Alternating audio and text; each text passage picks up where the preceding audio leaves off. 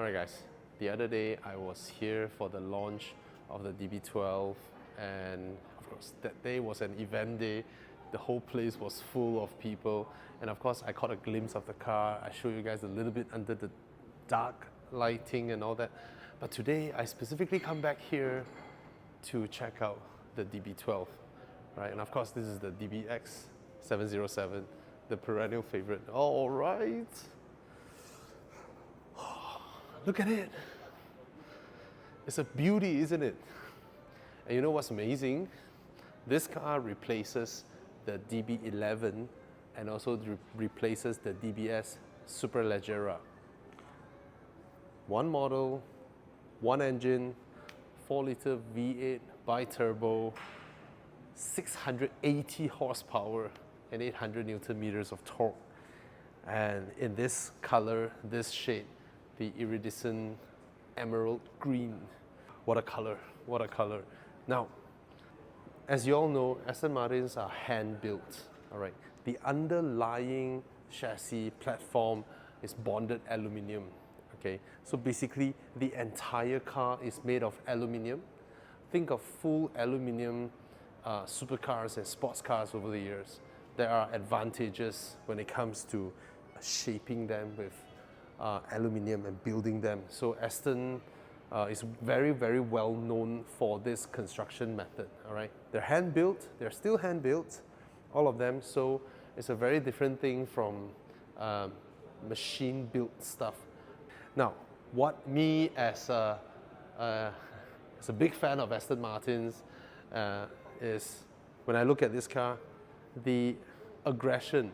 So Aston has always been like understated, very classy, but this round they added more things in, and I welcome these, okay? Now, the bonnet. Look at this, crease lines. 1, 2, 3, 4, 5, 6. 3 on each side. And then here you have the vents that channels out the hot air. And then you can almost imagine these actually bring air towards the sides and then go through the wing mirror and then to the rear intake. But then down here, I always love doing this. I don't know whether I can pull. Basically, these are real aluminiums, okay? It's quite thick. It's quite thick. So if it is very thin, I can get the ting, or if I have a little metal piece, I can hit them, all right? So 1, 2, 3, 4, 5, 6. Is it 7? This is the base, okay? But this entire piece is one aluminium piece. You know what's funny? You can actually order a single piece to fit in, all right? So it's constructed very differently, right? Because most, they molded a single piece grille and then they chrome it in some way, but this one is not. These are actually aluminium sheets being folded and then slotted into here, right? The sensors are here, and then this one is the bottom lip splitter in the body color, which is very, very beautiful, okay? And then this is for the camera mounted right in the middle, very nice. And of course, the Aston Martin logo. This is the new logo. It's cleaner, and if I haven't mentioned this to you yet, the white color you see inside here, the white and the green, they are not colored. Aston Martin logos are made by a jeweler in London, and these are actually melted enamel being poured into these spaces that has been carved out by hand, and then they pour it in, polish it. This one they poured it in as well to form the logo with color. It is actually a form of glass, a colored glass that is melted and poured in. Crazy. All right, next up, the headlights. This has got to be the most intricate headlights that Aston Martin has. Look at the top part here. I mean, I see the reflectors, but they look like two pieces that comes out like that. And you can almost imagine light being reflected in between them. okay, very, very nice. And then here we have a little strip with the word Aston Martin there.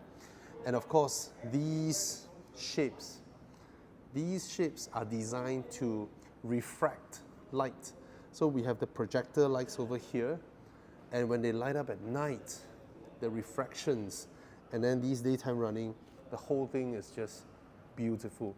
And there's one more thing if you didn't notice, remember the DB11 is a slimmer, sharper headlamp, and then the DBS, you have more like a more traditional Aston Martin headlamp, a teardrop shape. They have merged both to show you this, which is very nice.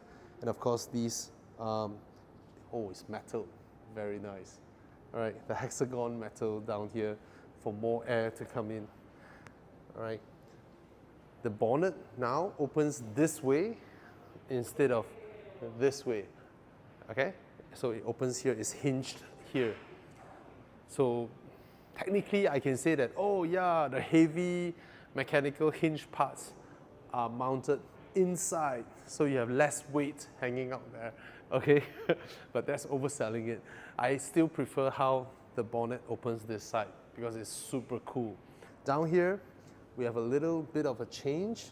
So in previous Astons, they always have this side grille, and then in the DB11 and DBS Superleggera, they sort of integrate, because when you open this up, this is a purely open area, right? Which is cool, but it also sends a lot of gravel and stones being thrown up by the wheels all over this side, all right? Yes, it channels air, but it channels more than air. So this round, it isn't that apparent, okay? Air still comes through here, okay? But this part is covered up, so there is a clear flow of air out towards this side, okay? And the Aston Martin word is embossed here, really nice. And this is made of metal as well, all right? Oh, special feature for Michelin. Basically, we all know Pilot Sport 4, Pilot Sport 4S, right? And then there's Pilot Sport 5. But what is the performance version of the 5th generation of Pilot Sport? This one. World's first debut of this tire. And I absolutely love touching the velvet part. The finishing is so nice. The design of this tire is just beautiful. And you see AML over here, that would be Aston Martin Lagonda, okay? So if you want to buy now, if you want to buy Pilot Sport S5, 4 pieces in Malaysia, it will be 1,088,000. And it comes with a car, a 680 horsepower, 4-liter V8 bi-turbo of a car, because it is the only car available now for you to experience this tire, all right? World debut on the Aston Martin DB12. Next up, I would like you to come here and view from this angle, all right? Look at this side mirror, and that's the wing part. This is actually a spoiler in a way that provides downforce. Why aren't there more car makers that makes it like that? It's such a beauty, right? The air comes from here, goes through here, and wraps around the doors and then go inside, all right? So the air comes over here, and this is the B pillar or C pillar, because there's no pillar. It goes in here. Yes. I just love cars that does this, you know? The way they design air to channel over the car by going inside instead of just, you know, just making them like that, and then you add a lot of wings and all that. So this one, the air goes in, it travels inside here, okay, it's hollow, inside is hollow, and this is the boot lid, and the boot lid is also hollow. The air goes into the boot lid, and here is where the air is being channeled out. Yeah, when the air is channeled out here, it becomes an invisible wing where the air coming over the top comes up here, they build pressure, they push the car down. How ingenious is that? These type of things usually come in cars that cost way, way more, okay? And it comes in this really nicely priced 1.08 million supercar, okay? All right, so as I mentioned, the air shoots up here almost 7 feet, okay? Look at this. This is where the air that was channeled from the pillar comes up here, goes into here, inside this hollow boot lid cover, and then it shoots out here. All right, and the boot is of course measured to be able to fit your entire golf bag. Right. This is, if you did not know, this is a requirement for sports cars, because if you can't fit a golf bag, a lot of people won't buy it. All right, and this part that I'm touching here, if you come over nearer, it's cold to the touch. This is metal. It's anodized metal. It's so cold to the touch. Super nice. The one thing I like about Astons is always the choice of materials that they use. They don't skip. All right. Coming over here, the tail lamps. I just love these slim tail lamps. It sort of comes up like that, and it's the shape of the Aston Martin wing. All right. You can even see the little feathers inside it. All right, the wings, and then this one sort of like floating. I really like how they designed it. Now, of course, this is a pre-production. Okay, so it needs to go to Bangkok after today, and we're specially invited to come and have a look at the car. Okay, one new thing is also this part. This was new. This gloss black part goes all the way together with the rear windscreen, so it creates like this, has a floating effect. Okay, so please don't mind the little stuffs that you can see over here, because these are pre-production cars. Okay, and then it's the brand new interior. Oh, I just love this brand new architecture that Aston has designed, and the screen. Now, a lot of cars, they put the screen up here, all right? And the thing with sports cars is that it's always nicer to have a lower cowl. A lower cowl gives you the kind of outright visibility to the front, and it's such a pleasing thing.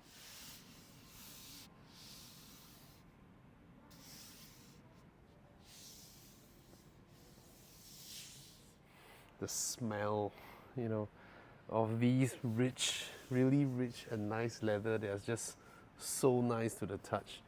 See, the thing with Astons is, see, this is metal, cold to the touch. From here onwards, it's all leather. It's all leather. Even the bottom of the seats usually is plastic, right? This is just really nice. Top grade leather. So if you're buying an Aston, right, just stick with this finishing. It's because it's just so nice. Every panel is covered in leather. There are no plastics, you know. And then the only sort of plastic is carbon fiber. All right, carbon fiber here. Even this little panel. Just imagine this one piece, right? They have to wrap it in leather, then to mount it, right? This one is pretty intricate in its design.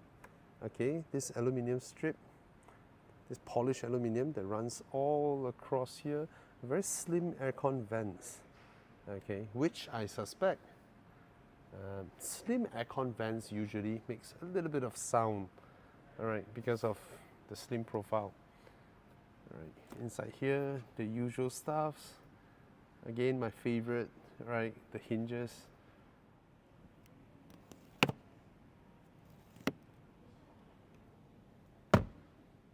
You know, it's just one piece of aluminium polish put here, a screws in, you know, very analog. What this means is, let's say 50 years down the road, 50 years down the road, right? You need to replace this. It's so easy, just get a metal fabricator, just made it, then you can screw it in instead of having to find the original plastic moldings and all that. The main reason that a lot of people cannot get parts for cars is after the plastic era. The plastic era starts around 1950s. Before that, everything can be fabricated with metal, with glass, with wood. Not an issue with parts. Okay. Rear wheel mirror is frameless, very nice. And this whole architecture, this new architecture is just so good looking, right? The screen over there, the graphics look crisp, the steering wheel is beautiful, and then you have the buttons all housed nicely here. It's just so nice, right? And then the wireless charger over here, the space, the seat controls are moved back here. At one point, Aston moved them over here, which I don't really, you know, it's always nicer to have the seat controls in the center, all right? And all the little buttons are now fabricated in metal again. So one thing I really like about Aston's putting the controls over here is, I am here, I'm fetching this person, right? I can adjust the seats for this person while he or she is coming up. You know, it's a big thing. It's a big thing. You know, I always appreciate that drivers are able to adjust the seats. You know, I like that. So this interior, a lot of people are just happy to see this. You know, the screen over here. Oh, the screen. This screen is Aston Martin's own design. All right. Apparently, what I heard is that they hire some ex-Apple engineers to design this screen. Of course, this is pre-production, all right? But the buttons are over here, the knobs, you know, the knobs are here, and it's just really nice. Okay. Oh, the aircon turned on. Should I turn it off? I should, because the car is now plugged into the trickle charger. And then over here you have your exhaust buttons, suspension settings. I just love this whole console. I love how the carbon fiber sort of, you know, waterfalls down here, and then over here you get a compartment which you can close and open.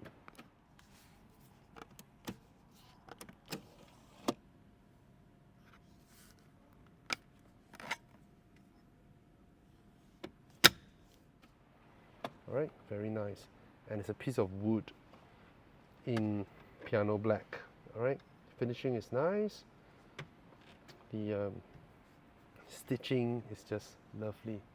Okay, and then up here I get some Alcantara, I get really nice leather. I just discovered something. These knobs down here, they're made of metal. Show you.